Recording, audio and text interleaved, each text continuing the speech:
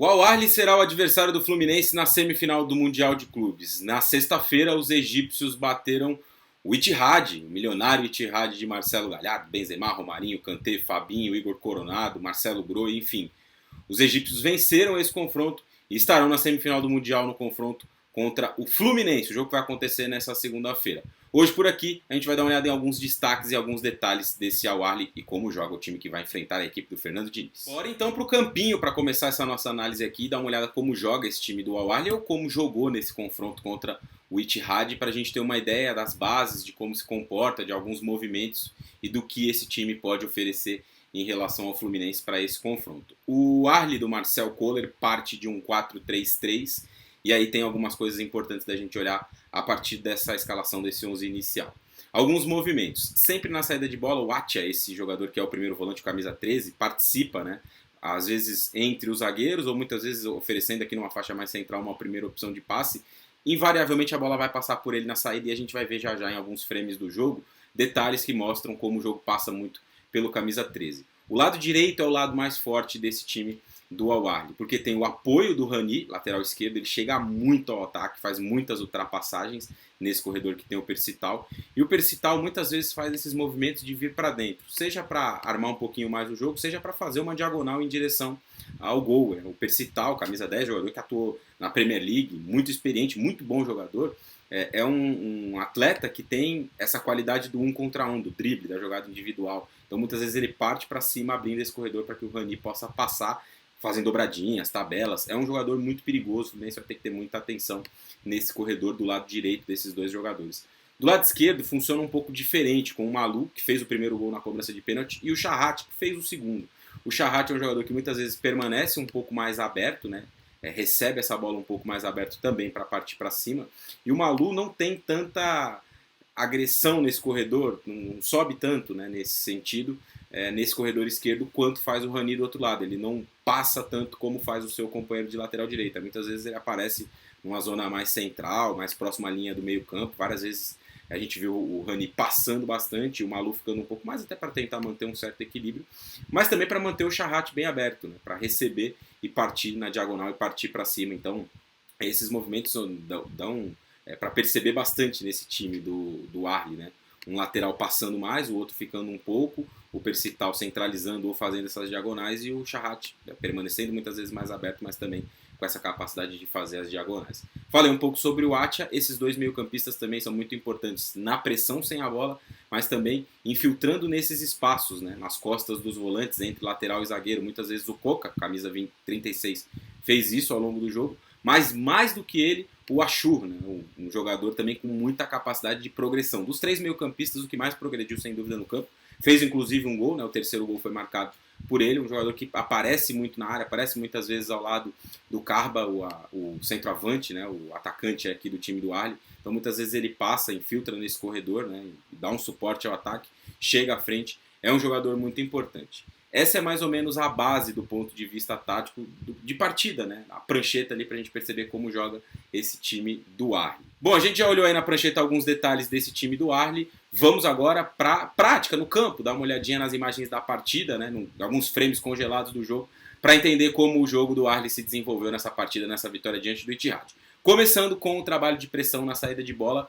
Durante muito tempo, ao longo da etapa inicial, mais ou menos uns 30 minutos, o Al-Ahly pressionou mais alto, né? Subiu para tentar tirar o passe do Ittihad lá na saída de bola, perto dos zagueiros, perto do goleiro, perto do Fabinho, que é o homem do primeiro passe. Então o Al-Ahly fez bem esse trabalho e esse papel ao longo de uma parte grande do primeiro tempo, né? Com essa estrutura que a gente está vendo aí.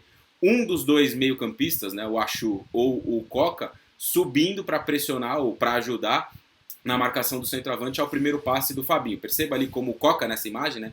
Tá ali lado a lado com o centroavante, os dois para fechar essa possibilidade de passe por dentro do Fabinho. E aí os demais, cada um subindo a pressão em um jogador. Shahat e Percital fechando os laterais e os outros dois homens de meio campo, o Atia e também o Ashur, fechando o Al-Gandhi e o Kanté. Então uma pressão na saída de bola do Ittihad sem permitir que o time do Marcelo Galhardo conseguisse trocar passes e avançar no campo trabalhando a bola. O Al-Ahly fez isso durante bastante tempo dentro do jogo. Essa aqui, uma outra imagem, mostra uma marcação num bloco mais médio, né, na zona central ali do campo, mas também com esses encaixes, vamos definir assim, individuais para fechar os espaços e as linhas de passe. Né? O Regazi, que é o zagueiro do Ittihad, sai jogando, mas ele não tem uma opção de passe muito limpa, né, para sair, para fazer com que o time avance dentro do campo. Muitas vezes o Ittihad teve que lançar uma bola, forçar um passe mais longo, porque teve esse jogo de meio campo muito congelado, muito concentrado pelo Arli.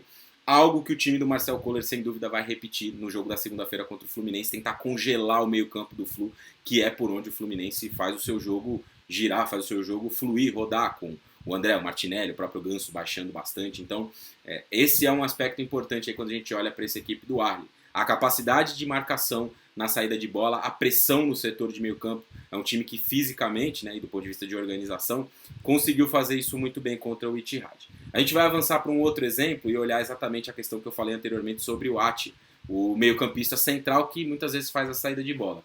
Em vários momentos desse jogo contra o Ittihad, ele recebeu limpo, com o campo aberto, de frente para o campo, para fazer o Arli jogar. E isso foi muito perigoso, né? Porque o Arli conseguiu sair limpo, uma saída com mais jogadores, né? Os dois laterais mais baixos na saída de bola, mais perto, né, da linha defensiva ali. A linha defensiva também tentando trabalhar os dois zagueiros com o passe. Muita gente como opção a esse primeiro homem na saída, que é o Atia. Ele tem esse bom passe na saída, essa progressão, e também tem, né, uma capacidade muito grande de virada de jogo, de inversão. No primeiro tempo ele inverteu umas 3 ou 4 bolas muito boas. Uma dessas, né, nesse lance aí para o Charrat, né, que naquela dinâmica que eu citei, o Percital vindo um pouquinho mais para dentro, o Charrat bem aberto e uma bola virada em direção ao atacante, o ponta do lado esquerdo do Arli. Né? Isso a gente viu algumas vezes ao longo desse confronto. Então o Ati, né, é um jogador muito importante nesse sentido do passe, da saída para o jogo, e ele esteve muito confortável contra o Ittihad. A gente avança para olhar um outro exemplo do trabalho do Arli com a bola, que é exatamente essa dobradinha muito forte pelo lado direito, com o Rani e o Percital. Muitas vezes os dois ocupando ali a mesma faixa do campo, mas em outras o Percital saindo do lado para dentro e o Rani passando no seu corredor com muita velocidade, combinando tabelas, triangulações, jogadas de um contra um, de um ou do outro, um passe em progressão, como nessa jogada, por exemplo, em que o Percital coloca o Rani nas costas do lateral e ele vai ao fundo, faz um cruzamento perigoso. É um setor que funciona muito bem nesse time do Arli e que o Fluminense vai ter que tomar muito cuidado nesse jogo. Percital e Rani são peças muito importantes nessa equipe do Arli. A gente avança para mais 2 exemplos aqui na questão do bloco de marcação já no segundo tempo, né, mostrando uma forma um pouco diferente de jogar em relação à etapa inicial.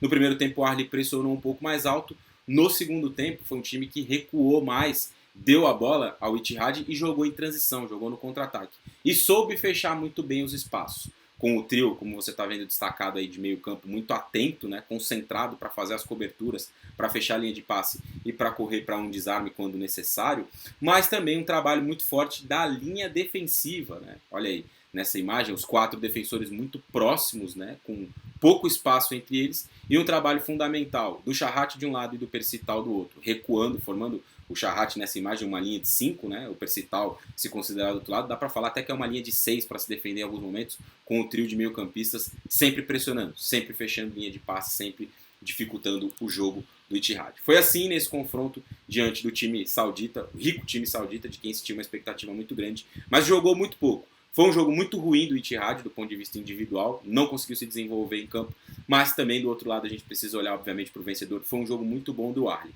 com esses pilares, com muita organização, muita fibra, muita consistência e se aproveitando das oportunidades que teve para vencer o jogo. Deve ser uma grande partida contra o Fluminense nessa segunda-feira. O Tricolor vai ter um adversário bastante complicado pela frente.